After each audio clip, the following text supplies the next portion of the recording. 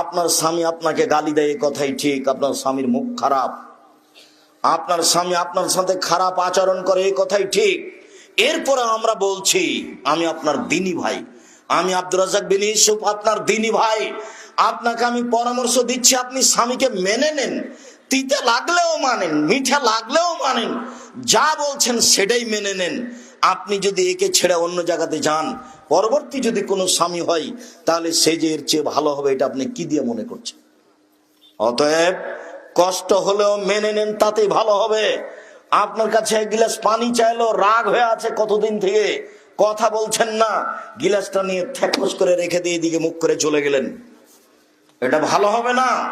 হয় তার সাথে সংসার ভালো করে করেন, আর না হলে আপনি খোলা তালাক করে চলে আসেন। ঝুলন্ত অবস্থায় থাকিয়েন না, যতদিন পর্যন্ত ঝুলন্ত অবস্থায় থাকবেন ততদিন পর্যন্ত ইবাদত কবুল হবে না। হোক তার মুখ খারাপ, মেনে নেন, আল্লাহর কাছে অভিযোগ পেশ করেন। রাত 1টা 2টার সময় ওযু করে সুন্দর করে 2 রাকাত সালাত আদায় করে আল্লাহকে বলেন, আল্লাহ তুমি আমার স্বামীর মুখখান ভালো করে দাও। কান্নাকাটি করে বলেন, শোনার জন্য তিনি প্রতীক্ষমান আছেন। তিনি বলেন, এ আদমের ছেলে মেয়ে শোনো, তুমি যেভাবে ডাকো আমি সেভাবে শুনি। আদমের ছেলে মেয়ে শোনো, তোমরা যেভাবে ডাকো আমি সেভাবে শুনি, যেভাবে আশা পোষণ করো